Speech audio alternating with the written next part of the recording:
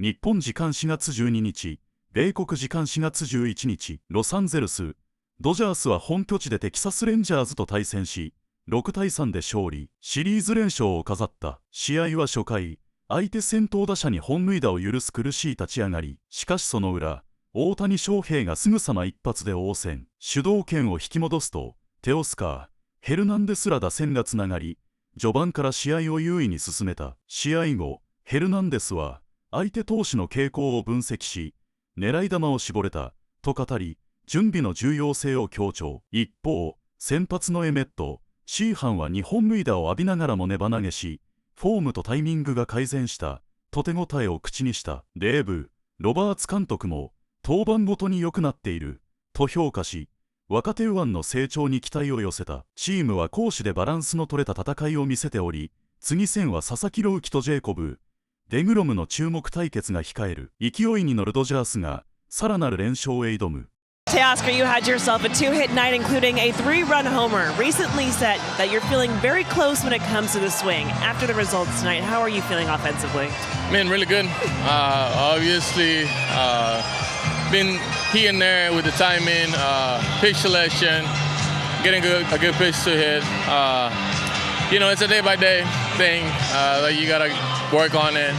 Go out there, trust in yourself, don't to use swing, and just go from there. There was no familiarity with Jack Leiter, but when you look at just the at-bats ahead of you, the home run from Shohei Ohtani, the walk, the hit, what did you see from their at-bats that you were able to bring into yours to get that three-homer in the first inning? I watched a lot of videos last night. I realized that he likes to throw change-ups against righties too.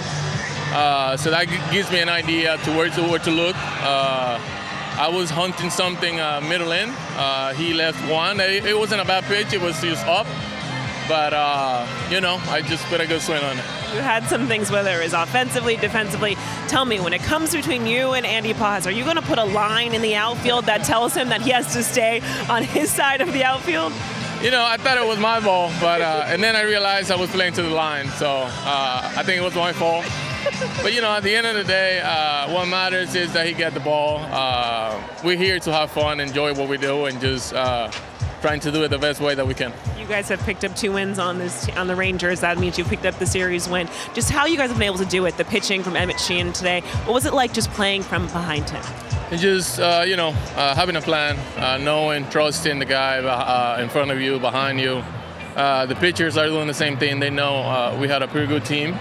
That they just have to stay in the game, give us a chance to score some runs, and just go from there. We try to give it some run support to the pitching staff early in the game so they can feel more comfortable executing the pitches, and and just make them more comfortable to believe in everything that they got. Teoscar, congratulations on this win tonight. Thank you, appreciate it. Well, Oral, the name of the game over the course of 162, stack wins, stack series wins. The Dodgers do that, and there was a lot to be happy about on this Saturday. Yeah, Emmett Sheehan gives up the home run early. Looks like you're right on your heels. The very first hitter, Nimmo, goes deep, but he ends up being the 4th Dodger in a row to go 6 or more innings. Now you look to tomorrow as they try and effort this sweep. It's a big matchup for Roki Sasaki, starting opposite Jacob deGrom, who's been one of the best in the world for a number of years when healthy. Yeah, I think Teo said in his post-game interview, I would love to see the offense get him some runs so he can relax and just execute his pitches, not worry about the scoreboard or falling behind. And you know what? We have no idea who it's going to be that supplies that offense. We got Paez and Muncy in Game 1. We got Teo in Game 2. Ohtani also. We'll see who gets them tomorrow. It's our first Sunday game here at Dodger Stadium. We look forward to seeing you. Well, Emmett, when you look at your outing, I feel like outside of the 2 home runs, it seemed like the stuff was in a really good spot tonight. Did you find that, and would you say that this is probably the best that you felt this early in the regular season? Yeah, definitely. I think, obviously there's some pitches I wanted to have back there, but delivery-wise, throw-wise, everything felt a lot better. Stuff was playing, and I was executing a lot better today, so definitely a step in the right direction. Yeah, when you look at just kind of the bullpen and the work that you were able to do in between this one and your last outing, what do you think has been the biggest difference for you?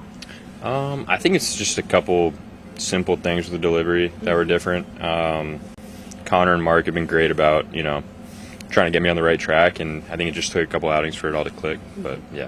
What happened to me? How should having the 7 days between starts benefit you? I don't know. It definitely felt like a long time. I don't know if I felt good. I've I've felt good the past 3, so I don't, like, arm-wise, I don't think it really made that much of a difference. Was there specific stuff in the delivery where you would kind of figure out? I mean, one of the big things this week was, like, the glove tap, just timing everything up. Before that, I feel like I was getting in good positions. I just wasn't timing everything up the right way, so I think that helped a lot. How big of a correlation do you think there is between that and, like, the velocity being where you kind of want it to be? Yeah, I think it's a big correlation. What was different just about your week of work here with the extra day and what you guys were doing? I mean, we got to throw 2 bullpens, which was nice. Maybe, you know, step on it a little more in the bullpen, try to throw it a little harder and get it a little closer to game speed, which always helps. Was the fastball velocity being up, or just like the way the slider was playing kind of the bigger thing tonight? I don't know. I think they kind of go hand in hand, just like execution, tied in with just being confident in the stuff. So, yeah, I think it kind of goes hand in hand. How difficult is it to, like, know what's maybe wrong with your delivery timing-wise and be able to actually implement it and actually get the changes to be consistent, stuff like that? Yeah, it can definitely be tough sometimes. Past, like, month and a half, we've been trying to work on it, and, you know, it felt like at times it wasn't, you know, progressing the way it should, but, yeah, just stuck with it. I thought Emmett was very good tonight. I think that the last 3 outings, each of them, he's gotten better. And for me, that's the message. You know, I think in totality, you know, however many pitches he threw, I think that a lot better quality of pitch making, the stuff. And so that's something for us to build on. And I thought the sequencing was better. I thought the delivery stayed intact. And yeah, there's a couple balls that we like to have back. But I think for me, you know, he's a guy that should, you know, get through 6 innings. You know, he's physical. He has a lot of different pitches. And so this is an outing that, you know, again, we take a couple pitches back, then it's a completely different outing. But it was certainly a positive for me. In line with guys just kind of getting on track, when you look at Jack Dreyer, for him to strike out the side today, especially after an outing in Toronto in which he was just kind of getting back on the contact, I mean, for him, a young player, what did it say is just how he's able to kind of switch back on and kind of get things going so quickly in the next outing? It speaks to his makeup. He's got a very good head, and he adjusted from his last outing in Toronto, and, you know, it was important to get him back out there. And, you know, you saw the command today. The fastball was located. The slider was good and really efficient. That's who he is. And so not surprising. And it was, like I said, it was just good to get him back out there. With Emmett, just kind of game state and bullpen aside, what can facing the top of the order 3rd time through, like having to push through that 6th inning, do for him from a development sense? I think it's confidence, and I don't recall the last time he, you know, finished 6 innings, and certainly, you know, with spring training and this season, and it's been a while. So I think for him to go through, you know, 2.5 times or, you know, 3 times, a little over 3 times, 3.5 times, was great for him, great for the confidence, and his arsenal should lend itself to that. And so, again, you know, you can fret over a couple pitches or you can kind of build on the positives. And for me, to get through 6 innings and to feel like there's more in there, which there was more in there, I chose to go to Dreyer, but there was still more in there. So that was a good thing. And again, you know, whenever he's slotted into pitch, I think it's going to keep getting better. Dodgers beat the Rangers for the 2nd straight night. Jerry, they don't want to leave. They just want to hang out here with us and enjoy what's left after the Dodgers make it 2 straight. Everybody wants to hang out at Club Marine, even after hours, because it is the place to be. It's a fun place to be. Jerry, we got to go Access 360 on the big show tonight. In honor of the Masters, okay, big Masters weekend here. You got to have the driver and you got to have the short game. First, the driver. Great job of Shohei Ohtani taking a change up here. Okay, now back in the count 1-1. Looking for something to drive, can't drive that. He's going to find something inner half and uses a driver. Outstanding swing, head down on contact. We talk about light tower power. That drive went about 390 yards. 25 yards. That's what I estimated. Outstanding job. One more look at it. Stay square. Great finish. Shohei Ohtani understanding the ideal launch angle, too, is 36 degrees. Exit velo 104.5 miles an hour.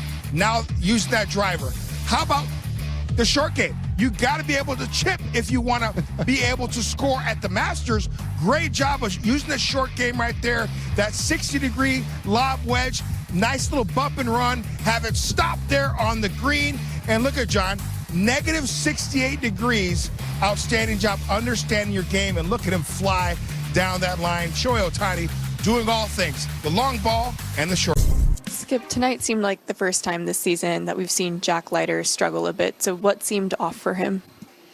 Probably just first pitch strikes, getting behind, and there's some really good hitters over there that make you come inside the strike zone. And unfortunately, he just was a little erratic first pitch and just overall with strikes, a lot of deep counts, 4 walks.